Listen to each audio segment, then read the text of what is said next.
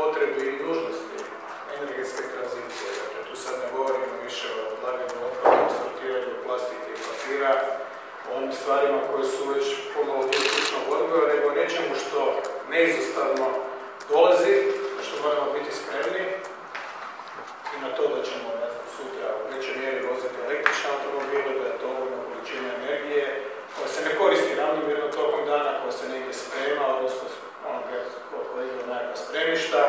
Sve će to utjecati jako na život ljudi.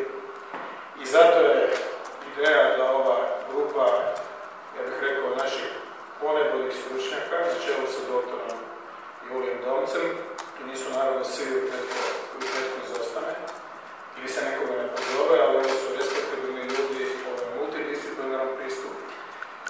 Očito mora boraviti i premijer također u državnoj rezidenciji, zato što imamo osiguranje. Onog trena kad mi maknete osiguranje, kad to ne bude zakonska obaveza, ja mogu u kuću koju su mi roditelji, odnosno otac ostavio, ali tamo nema mjesta za osiguranje.